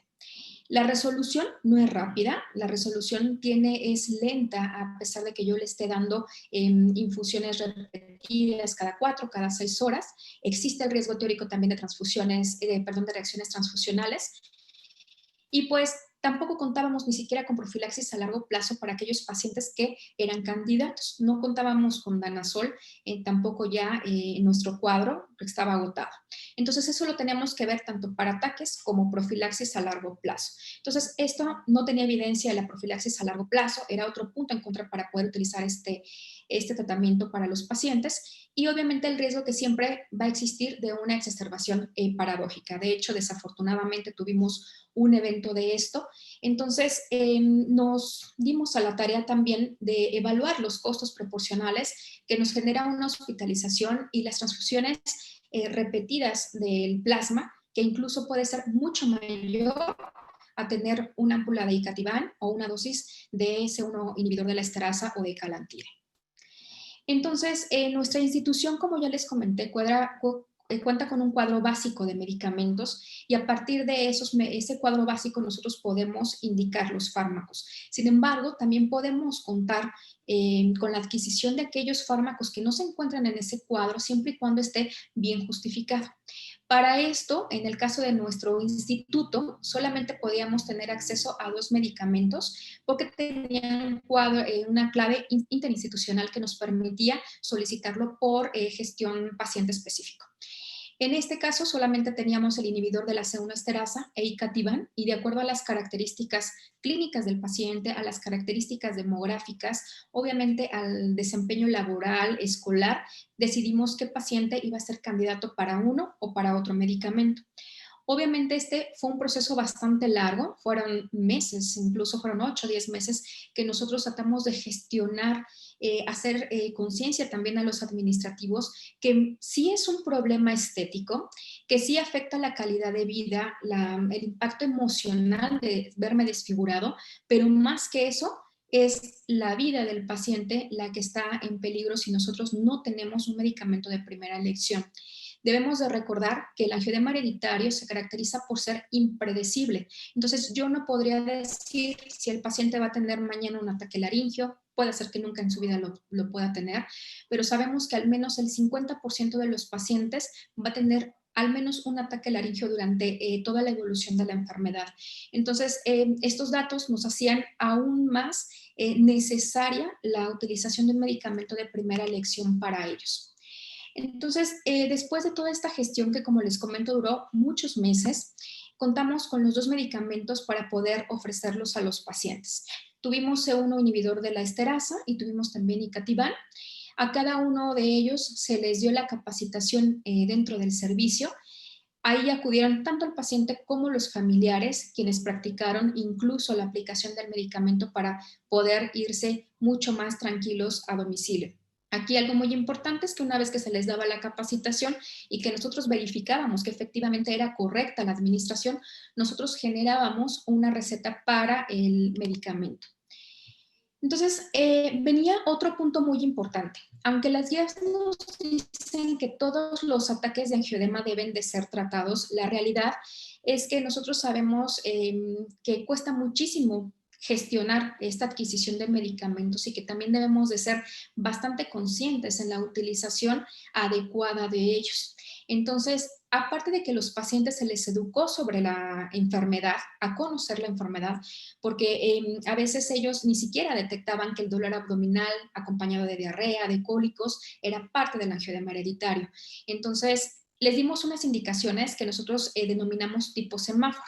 Es decir, nosotros dividimos las indicaciones para autoadministración de medicamento en casa en base a 3 colores: rojo, naranja y el verde. Con esto nosotros garantizaríamos, número 1, que se aplicaría de manera correcta el medicamento y en las situaciones en donde en verdad el paciente requería de manera urgente la administración de su medicamento en casa. Entonces, todos los pacientes en semáforo rojo eran aquellos que tenían un angioedema del cuello hacia arriba. Si el cachete se me inflamaba, la lengua se me inflamaba, sentía un cuerpo extraño en la laringe, nosotros dábamos la indicación de la administración del fármaco. Aquellos naranjas que daban aquellos pacientes que tenían cuadros de dolor abdominal, pero que eran cuadros bastante incapacitantes. Tenemos pacientes que, por ejemplo, tienen cuadros muy leves o muy esporádicos de angioedema, pero sus cuadros abdominales son muy intensos que incluso los postran de 5 a 7 días. Entonces son pacientes que se encuentran en etapa laboral y que obviamente esto impacta sobre sus actividades y sobre su desempeño. Entonces todos ellos quedaban en un color naranja que tenían que evaluar si se ponían el medicamento o no. Y aquellos verdes son aquellos pacientes que a lo mejor se me hinchó un dedo del pie derecho, o a lo mejor se me hinchó el dedo de la mano derecha y el de la mano izquierda y no pasaba más de eso, solamente le solicitábamos que fuera observación. Algo muy importante es que a todos los pacientes nosotros les solicitamos que acudieran a admisión continua una vez que se administraran el medicamento. Esto por varias circunstancias. Número 1, evaluar que el paciente efectivamente haya remitido su cuadro, que se haya administrado de manera correcta el medicamento, pero también nosotros creamos de cierta manera válvulas de seguridad para poder garantizar que el medicamento fuera administrado, que no fuera vendido, porque desafortunadamente al momento que nosotros entregamos el medicamento a domicilio pueden existir muchos usos de este medicamento y que desafortunadamente a veces no son los más adecuados. Entonces, con eso nosotros garantizaríamos verificar el número de lote, el número de frascos que el paciente se llevó, el número de ámpulas, verificar los números, la receta, checar después de esto si el paciente efectivamente requiere una dosis adicional o no la requiere. Si no la requiere, se va a poder ir a su casa con una nueva receta para aplicación en domicilio nuevamente. Entonces, aquí yo les puse 3 ejemplos que nosotros tenemos en nuestra clínica, que yo denominé como un escenario ideal, un escenario deseable y aquel que ninguno de nosotros desearíamos tener de manera permanente. En este escenario ideal tenemos a este paciente, es un paciente de 74 años de edad, que como lo vemos aquí tiene una angioedema hereditaria de tipo 1 y que fue el primer paciente que recibió tratamiento a domicilio. Él inicialmente comenzó con inhibidor de la C1 esterasa, sin embargo, nosotros notamos que en la tercera dosis tuvo muchísimos problemas para poder canalizarse. Entonces lo que hicimos fue cambiar el medicamento por Icativan de 30 miligramos para que la vía subcutánea fuera mucho más sencilla e incluso a él le diera mucha más confianza para poder atacar estos cuadros de angioedema. Entonces, él aquí, algo muy importante es que todos estos pacientes tienen un estrecho contacto conmigo. Generalmente me avisan cuando comienza la crisis de angioedema. Esto para nosotros también prepararnos por si se requiere algo más allá de una segunda aplicación, algún proceso invasivo. Y generalmente me mandan fotos para evaluar también la mejoría desde que inició el cuadro o que se dan cuenta del inicio del cuadro. Por ejemplo, aquí el paciente había amanecido a las 2, 3 de la mañana, me manda la fotografía, me avisa que llega a admisión continua entre las 6 y las 7 de la mañana porque prácticamente ya remitió el cuadro. Entonces tenía un cuadro de evolución que comenzó 4 horas antes con edema de la lengua del lado izquierdo, también parte de la mejilla, se administra en domicilio Icativan de 30 miligramos y posteriormente acude a admisión continua, como ya les comenté. Aquí lo revaloramos, como vemos está en un área prácticamente de consultorios, se evalúa que efectivamente remitió totalmente el cuadro, se le da una nueva receta y el paciente se puede ir a domicilio sin ningún problema.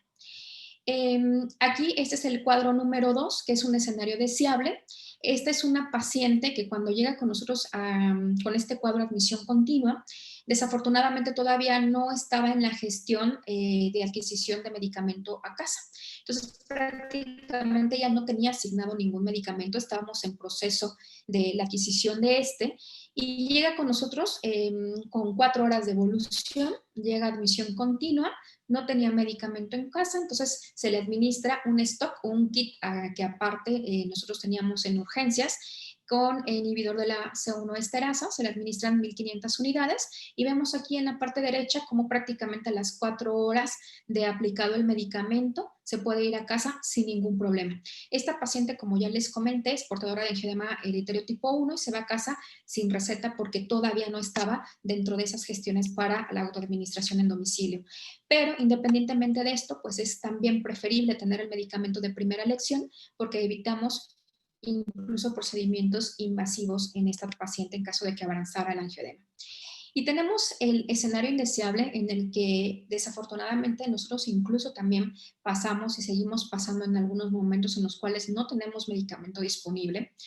Y este es un paciente de 35 años de edad con angioedema hereditario tipo 1 también, que llega con un cuadro de 6 horas de evolución caracterizado, como ya lo vemos, con edema prácticamente del rostro, de la lengua y sensación de cuerpo extraño. El paciente llega a admisión continua, se valora efectivamente, se confirma que tiene edema de úvula, se decide apoyo mecánico ventilatorio para proteger la vía aérea. Durante todo ese tiempo se solicitó plasma fresco congelado y pues como ya les comenté, desafortunadamente el descongelamiento del plasma no es inmediato, entonces tiene que ir siendo a la par todos estos pasos para poder garantizar un desenlace adecuado para nuestros pacientes. Desafortunadamente, el paciente termina en unidad de cuidados intensivos durante 48 horas, durante las cuales se le comenzó a administrar de forma horaria plasma fresco congelado porque no teníamos medicamento en ese momento disponible de primera elección. Y bueno, una vez que se extuba con éxito, el paciente pasa al piso, a hospitalización, y permanece otras 48 horas porque todavía permanecía con edema de extremidades, un poco de edema de extremidad del brazo del lado derecho. Entonces decidimos que el paciente quedara todavía en observación.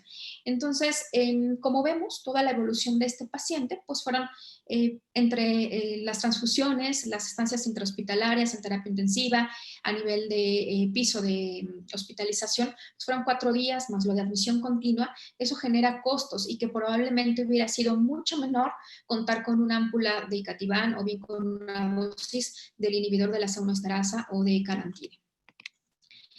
Y como ven, todo es un proceso bastante dinámico. Esto ha sido a consecuencia de la necesidad de crear un equipo multidisciplinario que nos garantice un tratamiento rápido, eficaz y seguro para el paciente, que nos evite también desenlaces adversos o incluso la muerte del mismo paciente.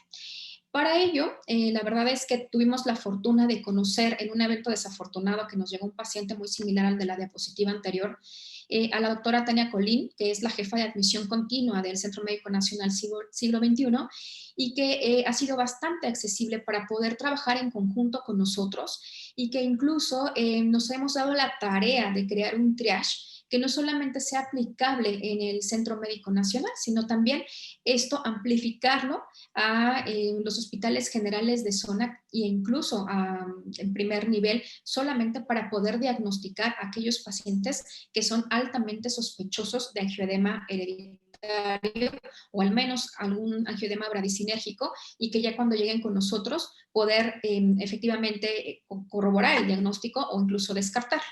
Entonces, hemos creado un triage en colaboración con la doctora Nora Hilda y también con el doctor Guillermo Quintana y una servidora que nos permita rápidamente poder identificar a aquel paciente que es altamente sospechoso.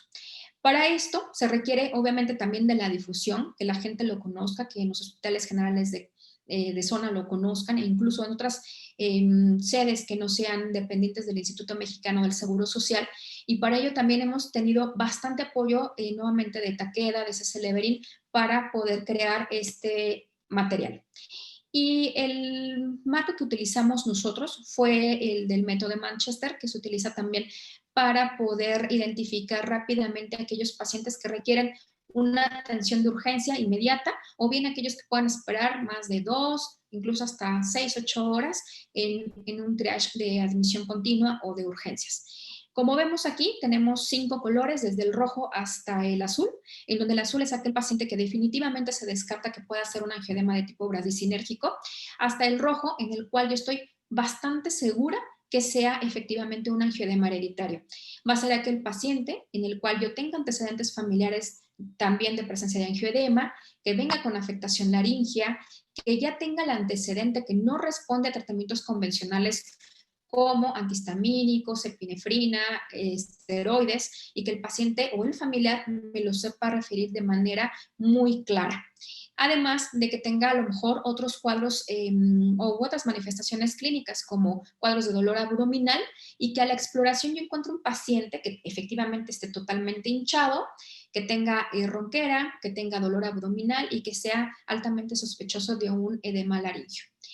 Aquellos que van a estar en color naranja son aquellos pacientes que a lo mejor sí tienen un edema rápidamente progresivo, que tienen algunas características de antecedentes familiares acompañados de dolor abdominal recurrente.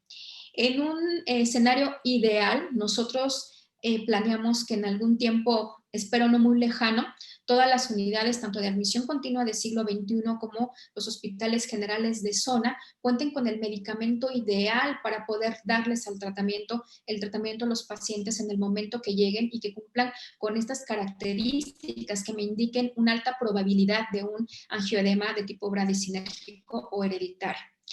Del amarillo hacia abajo prácticamente van a ser angioedemas que se asocian a angioedemas histaminérgicos o incluso asociados a anafilaxia. Por eso es importante también la exploración física, signos vitales, para yo poder encasillar al paciente, ya sea un angioedema histaminérgico, pero que realmente requiere un tratamiento inmediato, o bien un angioedema bradicinérgico, que requiera tratamiento pues incluso con manejo avanzado de la vía aérea, cuando no contamos con medicamentos de primera elección. Sabemos que no van a funcionar esteroides, no van a funcionar antihistamínicos, epinefrina. Entonces ese es un tiempo muy valioso que, si yo espero a que el paciente reaccione, puede fallecer en ese intento. Y bueno, esta es prácticamente la experiencia que nosotros tenemos en el servicio. Este equipo multidisciplinario, la verdad es que nos ha funcionado bastante bien, porque tenemos una comunicación bastante estrecha con el servicio de admisión continua.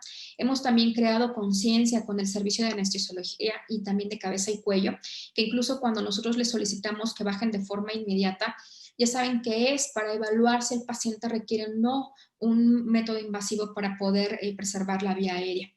Entonces, nosotros, a pesar de todo esto, seguimos teniendo muchos retos que podemos considerar a mediano y largo plazo. Uno, continuar con la difusión de la enfermedad. La gran mayoría de los angioedemas, debo reconocer que cada día nos llegan más casos de angioedema, pero desafortunadamente a veces son pacientes que van por angioedemas histaminérgicos más que bradicinérgicos. Pero finalmente hay que difundir la enfermedad para que la sospecha sea mucho más eficaz, sea mucho más fina, y que incluso la detección se lleve de manera oportuna con especialistas, por ejemplo, de cirugía general, de dermatología, de medicina interna. De hecho, el último paciente que se ingresó a nuestra clínica procede precisamente de medicina interna. Entonces, la difusión y los equipos multidisciplinarios de verdad que nos han funcionado bastante bien. Algo muy importante también es la educación al paciente. De nada sirve tener un tratamiento de primera elección si el paciente no sabe utilizarlo correctamente. Entonces, sí es importante que cita con cita hay que estarle preguntando al paciente las dudas, sus manifestaciones clínicas, cómo utiliza el medicamento, porque a veces incluso saben que es un medicamento costoso y no quieren utilizarlo porque saben que existe la posibilidad de que no sea nuevamente dado este medicamento de forma rápida. Algo muy importante también entre los retos es conocer la prevalencia en México. No sabemos cuántos pacientes existan, y obviamente para instituciones públicas como la nuestra, en donde es muy importante justificar la utilización de estos medicamentos, este tipo de prevalencias o de registros nos va a ayudar muchísimo a crear la necesidad de la inclusión a cuadro básico de este tipo de medicamentos para poder darles un tratamiento oportuno y de primer mundo a estos pacientes. Y bueno, esta es nuestra experiencia. Muchísimas gracias. Muchas gracias, doctora Diana. Muchas gracias, Norailda. Hay varias preguntas que me gustaría que me hicieran favor de contestar. Y bueno, la primera que quiero que sepan todos es que los webinars van a estar disponibles en el sitio web de Compedia Así es que para todos aquellos que llegaron tarde, no alcanzaron a ver algo o se quedaron con alguna duda en alguna diapositiva, lo pueden volver a ver en el sitio web de Compedia. La siguiente que me preguntan, ¿qué dosis máxima usan en inmunodeficiencias secundarias de inmunoglobulina? Y esta es para la doctora Segura. Depende del paciente. Normalmente nos vamos con las dosis internacionales entre 400 y 800 miligramos, depende del paciente, si tiene una infección activa, por ejemplo, si nada más es de control para reemplazo o no. Es individualizado. Otra pregunta, doctora Noraida, es en pacientes que reciben anti-CD20 y que hacen inmunodeficiencia secundaria, ¿cuánto tiempo en promedio requieren reemplazo con inmunoglobulina? Y la doctora Jiménez Ana Isabel Jiménez de León también nos pregunta si le ha tocado ya tener alguna experiencia con pacientes con otro anti-CD20 que es el obinutuzumab. ¿Cuál fue el último? Obinutuzumab, que también es un anti-CD20. No tenemos más que los que tengan la institución. Todos los, digamos, todos los monoclonales autorizados dentro de la institución, que van casi todos, los utiliza reumatología, los utiliza medicina interna y hemato, han sido valorados. Y los que tenemos más problemas es con rituximab. Ese es el que nos da mayor problema. Y no tenemos problema, excepto en estos pacientes que tienen cuadros recurrentes, a pesar de tratamientos eficientes, a pesar de hacer una búsqueda del germen, de lograr aislarlo y que no responden a la terapia con antibióticos convencional. En ellos se los damos. Resuelve el cuadro y solamente vigilancia cada 6 meses. Obviamente de nuestra parte, porque su médico tratante lo va a revisar con mucha más frecuencia. Muy bien, hay muchas felicitaciones para ti, Noraida, de exalumnos tuyos, que los puedes ver aquí en el chat. Y una pregunta, nos preguntan qué hospitales tienen proyectos de uso de plasma de pacientes recuperados con COVID para tratamiento. Y bueno, ustedes en el centro médico tienen un programa de uso de plasma de pacientes recuperados, ¿verdad? Sí, sí lo tenemos. Hace falta mayor difusión para poder integrar más pacientes. El último plan es que cada vez que un paciente se va de alta, se solicita su apoyo para ser donador. Cuando van a cumplirse las semanas en que ya puede ser donador, se le vuelve a insistir, se le toma otra muestra y si es negativo y acepta, que pueda donar. Pero es hacer una gran campaña al respecto. Alguien preguntaba si se pone, por ejemplo, inmunoglobulina para este tipo de pacientes. En el hospital de especialidades no lo utilizamos, inmunoglobulina para COVID. Y me acuerdo un comentario muy acertado de Tamara que decía que es un producto finito.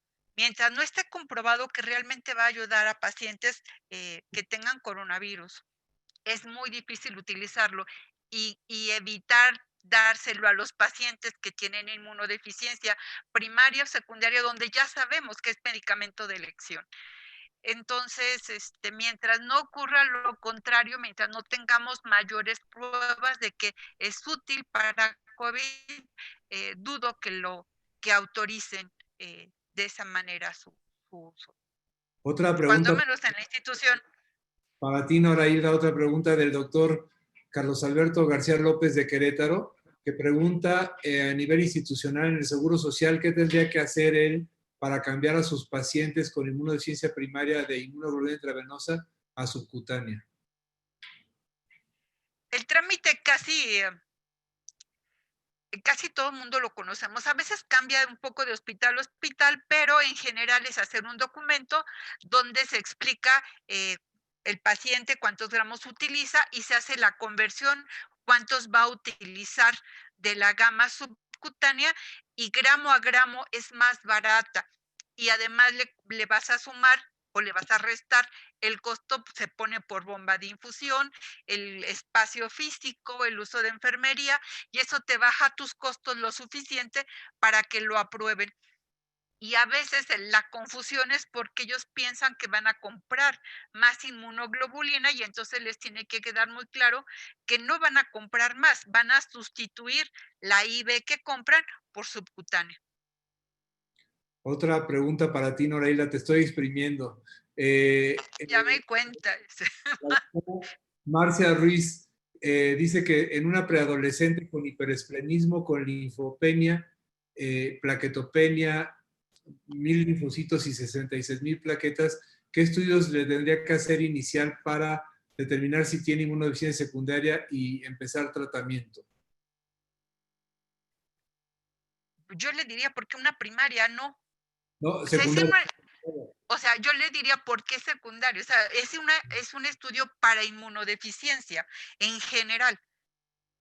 Porque estos cuadros, así con estos síntomas, los suelen presentar, por ejemplo, los pacientes que tienen como un variable que está asociado a peor pronóstico. Y yo les recomendaría más bien hacer un estudio de inmunodeficiencia y desde los antecedentes va evaluando si es primaria o secundaria. Muy bien. Esa sería mi recomendación. El doctor Ortega Martel felicita a los ponentes y pregunta si hay qué adelantos hay en terapia génica para angioedema hereditario, Diana. Muchas gracias al doctor Ortega Martel. Desafortunadamente, en angioedema hereditario vamos bastante retrasados con la terapia génica, a diferencia de algunas inmunodeficiencias primarias. En donde vamos más avanzados es en tratamiento de profilaxis a largo plazo para la generación de anticuerpos monoclonales y con ello impedir cuadros más recurrentes. Pero en angioedema hereditario todavía dista bastante para eso. Otra pregunta para ti, aprovechándote, Diana, ahora voy contigo. La doctora Margarita Olivares de Medellín, Colombia, nos pregunta si la Seguridad Social cubre los medicamentos para el tratamiento de angioedema y Cativant e inhibidor de C1. Bueno, muchos saludos a la doctora Margarita, que tengo el placer de conocerla, una mujer también mucho de qué aprender de angioedema hereditario. Sí, nuestra institución es una institución pública y que nosotros conocemos como tripartita. Es decir, que los ingresos de esta institución dependen del gobierno, dependen también del patrón y parte del empleado, un tercio cada uno. Entonces, el empleado sí hace aportaciones, pero la realidad es que son aportaciones simbólicas y que por supuesto ninguna de esas aportaciones es comparado con una dosis de Icativán o una dosis del inhibidor de la C1 esterasa y que para fines prácticos podríamos decir que el tratamiento es gratuito para ellos. Se da sin ningún problema siempre y cuando se justifique, al igual que la gamma-globulina subcutánea. Otra pregunta para ti, Diana, de Ulises García, que conocemos también bien. Y la pregunta es si tienes experiencia en el uso de Icativant o inhibidor de C1 en el embarazo. Bueno, saludos hasta León. Ulises, muchas gracias por la pregunta. No, gracias a Dios no nos ha tocado ninguna embarazada porque creo que estaría yo llena de pavor, pero sí tengo una paciente. De hecho, la paciente que pasé en la segunda diapositiva de casos clínicos es una paciente que está en edad reproductiva y que aparte tiene ahí como que ganas de embarazarse. Entonces, no tengo experiencia, pero hasta la actualidad el tratamiento de elección para pacientes embarazadas es el inhibidor de la C1 esterasa. Entonces, esa paciente, aunque tal vez por peso, por características clínicas, por actividades laborales, sería candidata a Icativán o yo la dejaría con Icativán, la realidad es que es por ese riesgo de embarazo, a ella la dejé con inhibidor de la C1 esterasa por cualquier sorpresa que me fuera a dar. Muy bien, otra pregunta para ti, Diana, del doctor Manuel Alejandro Cruz, que han utilizado enoxaparina en el angioedema hereditario. No tenemos experiencia en la utilización de enoxaparina. Hasta la actualidad no existe alguna guía que nos recomiende su utilización, tanto para ataques agudos como para profilaxis a largo plazo. Entonces no la utilizamos. Otra pregunta de la doctora Rosa Cortés de Guadalajara. Sí, ¿qué tratamiento están usando en pacientes y si tienen pacientes con deficiencia de factor 12?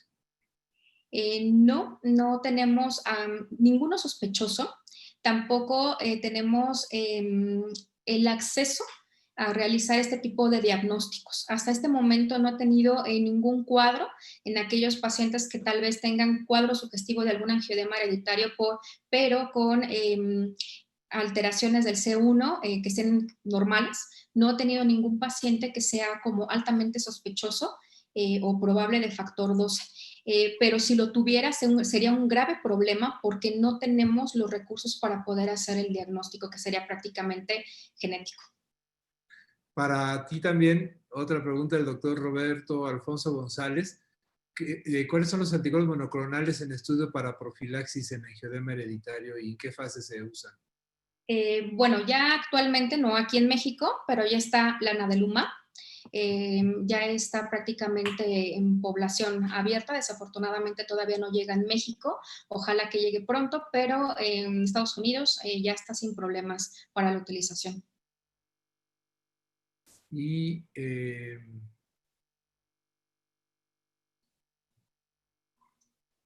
también preguntan de también terapia génica, el doctor Ortega Martel en inmunodeficiencias. Bueno, Pepe Toño, primero gracias por estar aquí en el webinar. Las que se están convirtiendo en estándar de tratamientos en la inmunodeficiencia combinada severa por defecto en la cadena gamma común. En la segunda inmunodeficiencia, donde ya también está disponible, ya prácticamente se va a convertir en el estándar de tratamiento la terapia génica, es en el síndrome de Wiskott-Aldrich. Existe también ya una terapia muy avanzada, aunque todavía no está tan claro el efecto de largo plazo, de curación de largo plazo para enfermedad granulomatosa crónica ligada al cromosoma X. Y existen estudios muy avanzados para algunas formas de hemofagocitosis familiar, en varios de los defectos que causan la linfohistocitosis hemofagocítica familiar y también para algunos defectos de adhesión leucocitaria, donde aunque los modelos todavía son solamente animales, están ya muy avanzados y los vectores han resultado ser muy seguros.